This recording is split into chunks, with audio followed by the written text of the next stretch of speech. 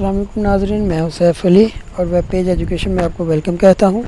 सुहेल अफजल की बुक है accounting, class है आईकॉम पार्ट 1 और उसका चैप्टर है रेक्टिफिकेशन ऑफ एरर्स। और आज हम प्रॉब्लम नंबर 11 सॉल्व करेंगे। क्वेश्चन है prepare a bank reconciliation statement as on 31 December 2015 from the following particulars. नीचे दिए गए पर्टिकुलर से हमने बैंक रिकॉन्सिलिएशन स्टेटमेंट बनानी है 31 दिसंबर 2015 को। पहली इन्फॉर्मेशन है bank balance as per cash book on 31 December 2015 rupees 23,510। 31 दिसंबर 2015 को कैश बैलेंस है 23,510 रुपये। Cheques for rupees 3,000 deposited for collection but not credited by the bank prior to 31 दिसंबर 2015। 3,000 रुपये मालियत के चेक्स बैंक में डिपॉजिट करवाए हैं लेकिन 31 दिसंबर 2015 से पहले उनको क्रेडिट नहीं किया गया। अनक्रेडिटेड चेक्स हैं, ये क्रेडिट होंगे। Cheques amounting rupees 4,000 were issued on 28 December were not cashed up to 31 दिसंबर 2015। 28 दिसंबर को 4,000 रुपये मालियत के चेक इशू किए थे लेकिन वो 31 दिसंबर 2015 तक कैश नहीं हुए। ये अनप्रेजेंटेड चेक्स हैं, अनकैश्ड चेक्स भी कह सकते हैं।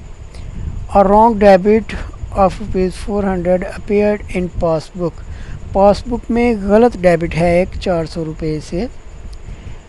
Bank charges ₹10 appeared in the passbook but not in the cash book.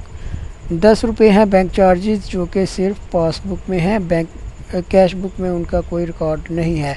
और इसका एंड पे बैलेंस एज पर पासबुक हमने फाइंड करना है, वो होगा 24,100 क्रेडिट। सबसे पहले ऊपर नेम होगा, अगर कोई स्पेसिफिक नेम दिया होगा, फिर नीचे bank reconciliation statement as on 31 दिसंबर 2015। तो पहली जो इंफॉर्मेशन है वो है balance as per cash book, debit है 23,510 रुपये। नेक्स्ट जो इसमें ऐड होंगी एंट्रीज़ वो हम लिख लेते हैं। नेक्स्ट एंट्री इसमें ऐड होगी अनप्रेजेंटेड चेक्स, ये जो थर्ड वाली एंट्री है, थर्ड वाली एंट्री है। 4,000 रुपये के जो चेक इशू किए थे लेकिन कैश अप नहीं हुए 31 दिसंबर 2015 तक। नेक्स्ट एंट्री है इनका टोटल 23,510 में 4,000 ऐड किया तो 27,510 हो गए। अब लेस होगी इसमें से जो एंट्रीज लेस होनी है। ये अनक्रेडिटेड चेक्स हैं। Checks deposited but not credited by the bank ₹3,000। Bank में चेक डिपॉजिट करवाए हुए हैं लेकिन बैंक ने उनको क्रेडिट नहीं किया अभी।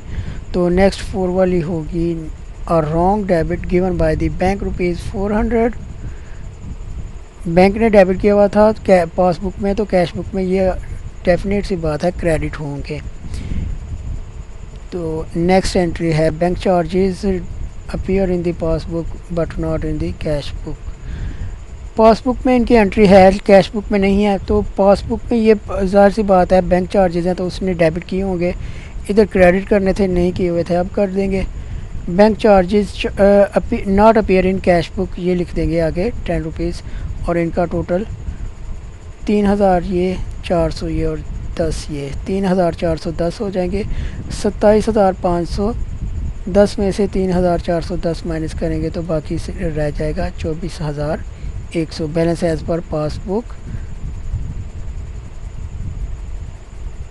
24,100। तो यहाँ पे हमारा सवाल मुकम्मल होता है। शुक्रिया नाजरीन।